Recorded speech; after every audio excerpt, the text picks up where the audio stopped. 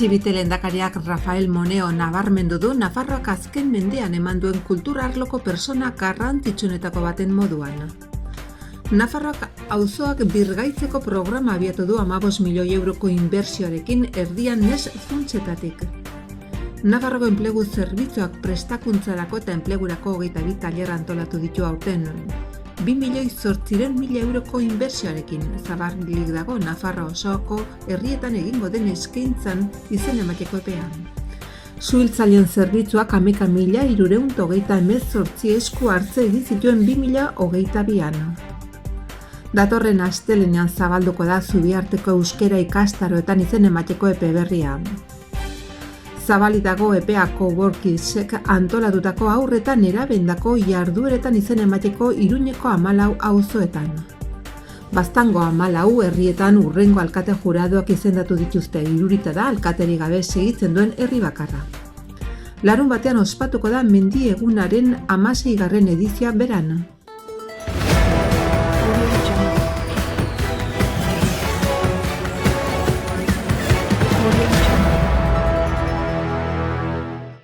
Maria Txibite Nafarroko lehendakariak Rafael Moneo Nafarroan erakusketa bisitatu du eguerdian. Urriaren 21etik Nafarroko errege artxibategi nagusia hartzen du erakusketa horrek eta bere jaioterrian egindako lanaren atzera begirako gisa sortu da. Bizitan arkitektoa bera ere izan da, eta lehendakariak nabarmendu du Nafarroak azken mendean eman duen kultur arloko persona garrantzitsuenetako bat izan dela. Rafael Moneoren lanak gure hiriak eraldatu ditu modu organikoan hirian integratu diren eraikin eta obra emblematikoekin adierazi du Txibitek. Rebeka Esnaora kultur eta kirol sailburua ere bizitan izan da, erakusketa urtarrilaren 15 arte egongo da ikusgai Iruñako artxiboan eta ondoren Tuteran, Maria Forcada Fundazioan otsailaren 17tik aintzinera. Lehendakariak adierazi du erakusketa nahita ez bizita beharreko dela kulturan interesa duen edonorentzat eta azpimarratu du azken mende erdiko mundu mailako arkitekturaren ezaugarri esanguratsuenetako badela. Bertzalde Rafael Moneok adierazi du erakusketa balio handia duela berarentzaten. Nire lurraldeari nire ibilbidean eman didan laguntza eskertzeko aukera baita esan du. Nire garapen profesionala hemen gertatu zen Nafarroan eta arekin harremanetan egon naiz, eta nigan konfiantza izaten jarraitu du proiektu askotarako eta horregatik esker ona handia sentitzen dut adierazi du Rafael Moneok. Nafarroko gobernua foru komunitateko hainbat herritako 11 auzotako bizitegi eraikinen birgaitze energetikoa sustatzen ari da laguntza publikoen aparteko injekzio batekin. Esku hartze horiek beren inguruetako hiri ehuna bizi berritzeko eta birsortzeko palanka gisa jardun dezaten. Helburu honekin Nafarroa jada abian jarri du Next Generation funtsak aprobetxatuz auzoak birgaitzeko hirigintza programa. Aierdi foru gobernuko bigarren lehendakari ordeak zuzentzen duen departamentuari dagokion etxe bizitzen eta eraikinen birgaikuntzako energetikorako bizi berri plana dakarren laguntza 6 lerro barne dituzten auzokiden erkidegoetarako diru laguntzen eta laguntza teknikoaren azkeneko deialdia. Nafarroko gobernuak toki entitate inplikatuekin lankidetza estuarekin kudeatuko duen programaren helburua auzo eskalako hiri esparruak eta espazio publikoak birgaitzea da. Izan ere, bere narriadura egoeragatik eta gizarte zaurgarritasunagatik esku hartze berezi bat beharko dute bere eraikinet birgaikuntza energetiko integrala lortze aldera. Bizi berri planaren auzoak programako 480 etxe bizitzen birgaikuntza energetikoa dakar lehen esperientzi batean exekuzio akordioa duten eraikin komunitarioetan. Lehenengo jarduketetan berriztatutako diren etxe bizitzak 10 udalerriko 11 auzoetan izan ere Iruñak bi dakartza. Banatuta daude Nafarroko hiriburua zaratago Burlata, Ansoain, Atarrabia, Tutera, Lizarra, Tafalla, Lesaka, Lekunberri eta Uarte Arakil udalerrietan. 11 auzo hauetako esku hartzek denera 15 milioi euroko inbertsio bat aurreikusten dute. Nagusiki erabiliko da etxe bizitza kolektibotako eraikinetan inguratzaile termikoa jartzeko, hoien eraginkortasun energetikoa hobetzeko eta espazio publikoetako hainbat jarduketetarako. Nafar Lansare Nafarroko Enplegu Zerbitzuak Eskubide Sozialetako Departamentuaren menpeko erakundeak izena emateko epea ireki du 22 prestakuntza eta enplegu tailerretan, ia 300 plaza eta 2,8 euroko inbertsioarekin. Programa horiek 6 edo 7 hilabeteko iraupena izango dute eta 3 hileko honetan zehar hasiko dira, toki erakundek eta irabazi asmorik gabeko erakundek garatuta. Helburua langaben laneratzea sustatzea da, ikaskuntza eta prestakuntza lan produktibo batekin kombinatuz. Proiektu osoan ikasezinezko prestakuntza kontratu bat sinatuko da ikasleen langilekin aurreikusitako gizarte ekintza edo lana egiteko. Kontratu horren bidez dagozkien ordainsaria jasoko dituzte. Eskaintza Nafarroko geografia osoko herrietara iristen da. Iruñan, inkubagailu gastronomikoko tailerrak, merkataritza edo personei arreta soziosanitario etxean emateko tailerrak daude aurreikusita. Gainera, lorezaintza tailerrak egingo dira Kabanilasen, Andosian Bianan, Arroitzen edo Milagron. Baita pintura eta igelzerotza tailerrak ere Mendabian edo Bianan. Arreta soziosanitarioa Fitenon eta Zintruenigon, Garesen eta Korellan ere izango da. Burlatan berriz saneamendu eta pintura tailerra egingo da udal instalazioetan eta hiri altzarietan. Proposamena hainbat zerbitzurekin osatzen da Fiteron eta Zintruenigon, Muzkiko landa eremu komunitarioan, Abarzuzako basolanetan eta Donestebeko udal brigadetan mantentzelanak.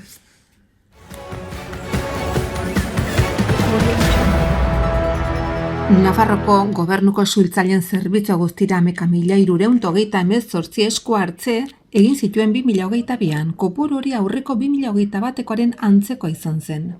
11.562 izan baitzen, eta aurreko urtean 2020an guztira 11.310 jarduera egin ziren.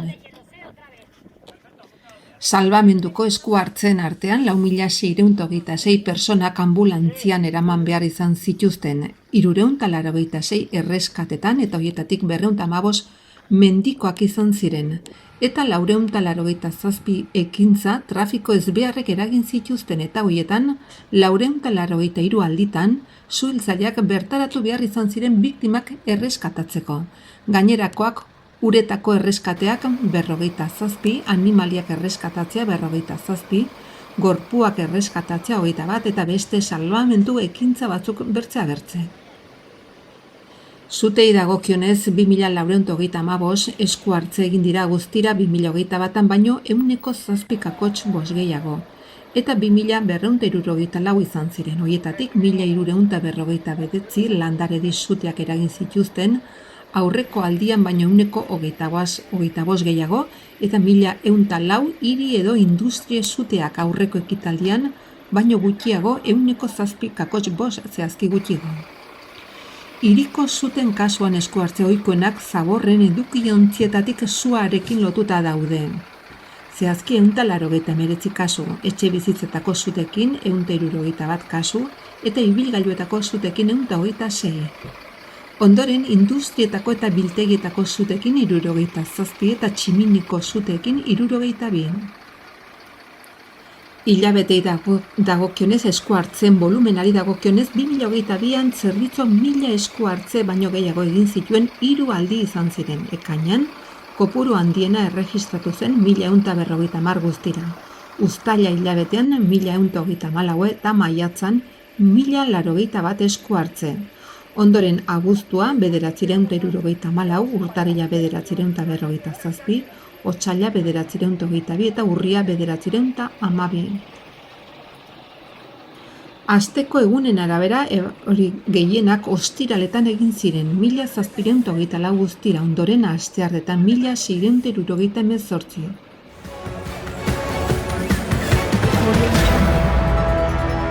Hezkuntza departamentuak ezagutzera eman du Zubiarte euskaltegi publikoak helduentzako eskaintzen dituen euskara ikastaroetan izen emateko epe berria, urtarrilaren 16tik 22.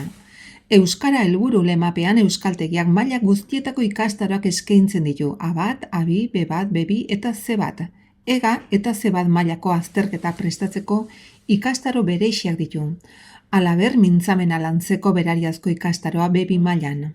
Matrikulazio epeo berri honekin ikasturtean zehar martxan diren taldetan sortu diren hutsunetan izen emateko aukera izanen du euskara ikasi nahi duenak.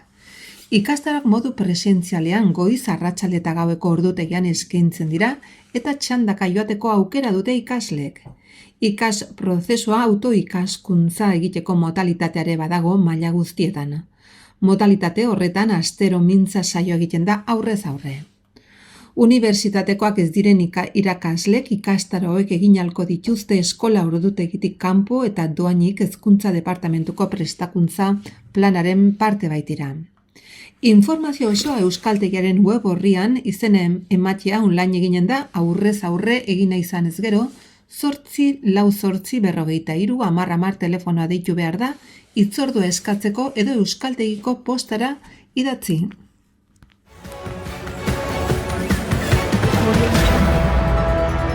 Iruñeko udalak cowork izen bitartez urteko lehen hiruhilekorako jarduera eskaintza zabala antolatu du astelehenetik ortziralera bitarteko arratsaldetarako 3 eta 17 urte bitarteko haurretan nerabendako. Debaldezko 3.000 leku baino gehiago izanen dira hiriko 14 auzoetan banatuta. Gaztendako eskola laguntza eta askotariko proposamenak eskaintzeko xedez, ala ludikoak nola prestakuntzakoak. Izen emateak auzo bakoitzean egin beharko da, hango coworkisen gunetan urtarrilaren 14 bitarte ostiral arte.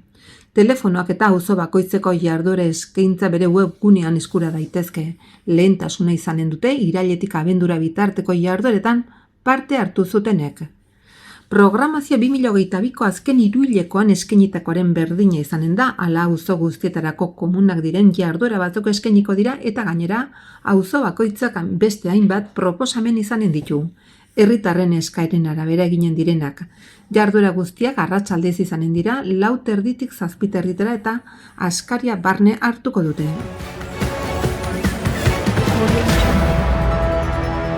Ordenantzak agintzen duenari segituz Baztango herriek 2023-2024 agintaldirako alkate juraduak eta alkatetza taldeak izendatu zituzten errege eguneko batzarretan. Abenduko 3. asteburuan egindako batzarretan aurkeztutako 12 alkatez gain Erratzun eta Lekarozen ere hautagaiak onartu dituzte beraz, irurita da momentu hontan alkaterik gabe jarraitzen duen herri bakarra.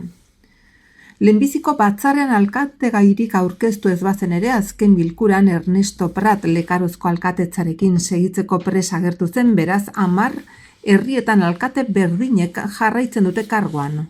Horrela almando zen Pello Saratea Sanzberro Amaiurren Isabel Aleman Irungarai Arizkunen Imanol Etxeberri Antxorena, Berroetan Carlos Gareiko Etxea Elso, Elbeten Imanol Juanikotena Taberna, Elizondon Aitor Bazterrika Zelaieta, Garzainen Fernando Dani Arrastoa Larregi, Lekarozen Ernesto Prat Urzainki, Oronoz Mugairin Jorge Oteiza Ugarte, eta Zidan Josean Etxeberria Osakar.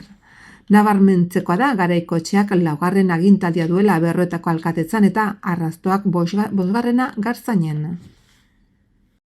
Honez gain 4 herrietan alkate berriak aurkeztu eta onartu dituzte aurten Erratzun lehenbiziko batzarrean hautagairik aurkeztu ez bazen ere abenduaren 31an bigarren batzarra egin zuten eta bertan Iñaki Sanzberro aurkeztu zen, Kaieti Toitz ordezkatzeko beraz hauek dira alkate berriak Anizen Iñaki Zelaieta Erasun, Arraiozen Aritz Alundapain Azpilkuetan Juan Andres Azkarraga Iribarren eta Erratzun Iñaki Sanzberro Goñi. Iruritan ez da hautagai berririk aurkeztu eta gaur egungo alkatea Pello Iriarte kargua uzteko borondatea erakutsi du.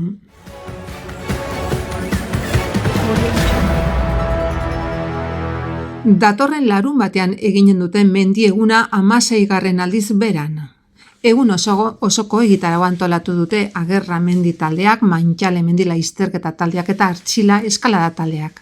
Goizean eskalada tailerra izanen da eta arratsaldean kronoigoera mendi irtera, merienda eta dokumentalaren emanaldia.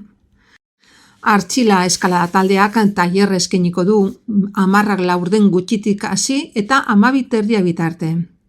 Beren lokalean arratsaldean izanen da Santa Barbara mendirako kronoigoera 3 oinezkoentzako ibilaldi gidatu hasiko da eta 15 minutu beranduago 3 eta 4 urtenetan Mantxaleko atletismo eskolako ikasleen txangoa ondotik 3:30 hasiko da laizterketa. Eguna bukatzeko 6 merienda eta oparien zozketa eginen dute Ricardo Baroja eskolako jangelan eta 7:30 Más allá del Cumbrajarna dokumentalaren emanaldia kulturetxean.